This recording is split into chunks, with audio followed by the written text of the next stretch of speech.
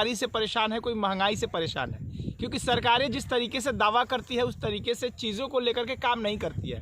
और यही वजह है कि महंगाई दिन पर दिन बढ़ती जा रही है। लोग परेशान है। जो कभी महंगाई मुद्दा हुआ करती थी, अब चुनाव में महंगाई मुद्दा नहीं होती है, मुद्दा डाइवर्ट कर दिए जाते हैं।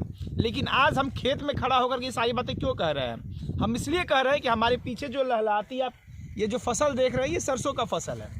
और आपको पता ही है कि मार्केट में जो सरसों तेल है वो 200 रुपये पार हो जाता है। और किसानों को लगता है कि जब इतना महंगा है तो क्यों ना हम अपना खुद का सरसों खाएं। और इसीलिए आप देख सकते हैं कि पीछे हमारे सरसों लगा है। पूरे ज़िले में बड़े पैमाने पर किसानों ने सरसों की खेती करी है। और इसके पीछे किसानों का यही तर्क है कि अगर सरसों का तेल इतना महंगा है, अगर हम सरसों पैदा करेंगे तो हमारे खुद का भी काम आएगा और हम बेच के मुनाफा कमाएंगे। आप लोग खेती की है इतने बड़े पैमाने पर, क्या सोच करके खेती किए हैं? महंगा बेचने के लिए। महंगा बेचने के लिए। लेकिन फिलहाल सरसों जो पहले देखते थे हम लोग कि 9,000 क्विंटल 8500 क्विंटल था। सरकार ने एक नियम लाया और उसमें कह दिया कि 5500 से ज़्यादा में नहीं बिक पाएगा। क्या कहिएगा? किसान के घाटे नहीं लग रहा है। घाटा लग रहा है? नहीं लग रहा है, किसान के घाटा लग रहा है। इतना मेहनत किया है, जब 300 रुपया 260 रुपया बोरिया उरिया मिलता था, 500 रुपया बोरिया उरिया मिलता, 1500 रुपया बोरिया डाई मिलता, 40 रुपया 50 रुपया डीजल मिलता, 100 रुपया डीजल मिलता। किसान के गाँव में छूट रहा है। लेकिन आप लोग तो ये सोच के मतलब लगाए होंगे कि हमको मुनाफा कमाएंगे। हाँ, नफा कमाएंगे, लेकिन वो तो दिख नहीं रहा है। तब तक घाटा लग रहा है। तो सोच के किए हैं कि फायदा होगा, हो रहा है घाटा। अच्छा, इस सरसों में हम लोग देख रहे हैं कि रोग भी लगा हुआ है, लाही टाइप का, तो इसके लिए कुछ आप लोग कर रहे हैं? मतलब इससे भी तो नुकसान होता होगा आप लोग? हाँ, दवाई खरीद के मार रहे हैं, दवाई मारा रहे हैं।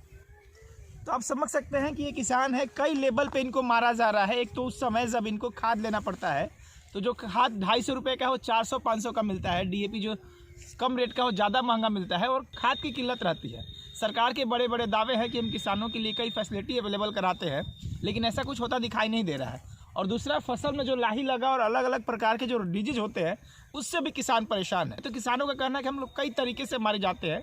एक तो प्राकृतिक रूप से मारे जाते हैं, और दूसरा जो सरकारें दावा करती है वो हमारे लिए सुविधा अवेलेबल नहीं कराती है।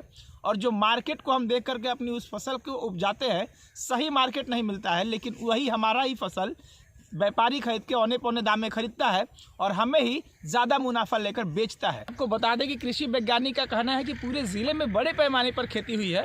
बक्सर के किसानों ने इस वर्ष सरसों की खेती बड़े पैमाने पे की है, क्योंकि सरसों का विक्रय मूल्य बहुत अच्छा किसानों को मिला है।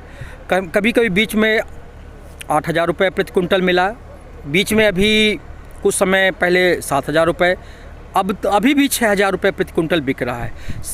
क्योंकि हम आप देख रहे हैं कि खाद्यान्न में तेलों में सबसे अधिक सरसों के तेल की कीमत वृद्धि हुई है। आज वर्तमान में खाद्यान्न का तेल 210 रुपये किलो बिक रहा है, जिसके चलते किसानों का अपना ये सोचना है कि एक तो इस महंगाई में अपने स्वयं के लिए खाद्यान्न तेल की आपूर्ति होगी, दूसरा उनको विक्रय मूल्य बहुत अच्छा मिलेगा सरसों का। इसीलिए बक्सर ज़िले में लगभग 2 से 2,500 हेक्टेयर क्षेत्रफल में सरसों की खेती की गई है। क्योंकि सरसों की खेती में लागत मूल्य लगभग 5,500 से 6,000 रुपये प्रति 4 बीघा है, प्रति हेक्टेयर है।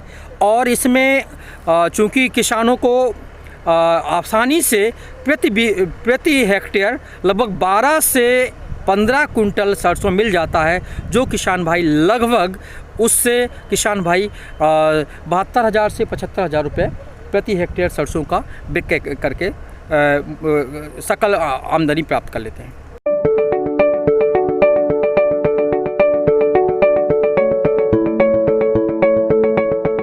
Thank you for watching this video until it is finished.